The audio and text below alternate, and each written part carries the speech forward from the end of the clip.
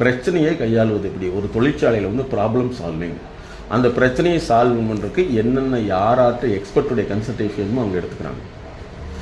அதை வந்து ஆறுதல் சொல்கிறது கிடையாது, அறிவியல் மூலமாக செயல்படுத்துறது தான் உளவியல் ஆலோசனை. எங்களுடைய மைண்ட் செட் நாலேஜ் அப்படிங்கிற உளவியல் சிகிச்சையே அதுதான். அறிவியல் ரீதியாக உங்களுடைய செயல்பாட்டை, சிந்தனையை, செயல் திருத்தத்தை, செயல் மேலாண்மையை, செயல் யுக்தியை வந்து அதிகப்படுத்துறது உங்களுக்காகவும், உங்களுடைய ப்ராடக்டை வந்து கொண்டு போய் வெளியே சேர்த்துறதுக்காகவும் உங்களை புதுப்பிக்கிறது தான் எங்களுடைய மைண்ட் செட் நாலேஜ். இந்த மனநோய்ங்கிறதே கிடையாதுங்க. வாழ்க்கை சிக்கலை வந்து சமாளிக்க முடியாமல் தனக்குள்ளேயே சிந்தனையை வெவ்வேறு விதங்களில் செலுத்தி தன்னுடைய அறிவை புதுப்பித்துக்காமல் தனக்குத்தானே முடிவு எடுத்துக்கொண்டு தன்னைத்தானே வருத்திக்கிறது தான் இந்த மனநோய் நாங்கள் சொல்கிறோம். மூளை நோய்ங்கிறது வேற, அது வந்து பிறந்ததுலேருந்தே இருக்கும்.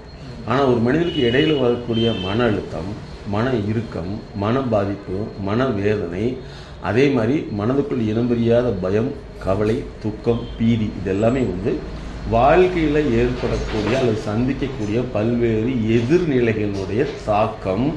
அதை இவங்க வந்து சமாளிக்கிறதுக்கு சரியான உளவியல் நிபுணருடைய கன்சல்டேஷன் எடுத்துக்கொள்ளாமல் இவங்களுக்கு தெரிஞ்சதை வச்சே அது இவங்களோட போராடும் பொழுது அல்லது அதை வந்து சமாளிக்க முயற்சி பண்ணும் பொழுது இவங்களுடைய அந்த சமாளிக்கும் திறன் பற்றாக்குறையினால் அதை வந்து கையாளும் திறன் வந்து குறைவுனால இவங்களுக்கு வரக்கூடியதான் இந்த உள நோய் அப்படிங்கிறது வந்துடுது.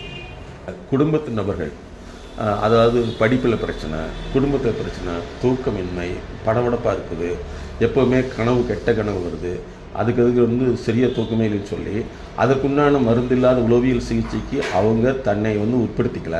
அந்த உளவியல் ஆலோசனை பகுப்பாய்வு அல்லது உளவியல் மருந்தில்லாத சிகிச்சைக்கு அவங்க வரலினாவே அவங்க அந்த நோயுங்கிற பேரில் வந்து ஏதோ ஒரு விஷயத்தை மறைக்கிறாங்க அல்லது அந்த நோயை வந்து அவங்க கேடயமாக பயன்படுத்திட்டு வாழ்ந்துட்டுருக்காங்கன்னு அர்த்தம். அறிவாளிக்கு ஆலோசனை, நோயாளிக்கு ட்ரீட்மெண்ட்.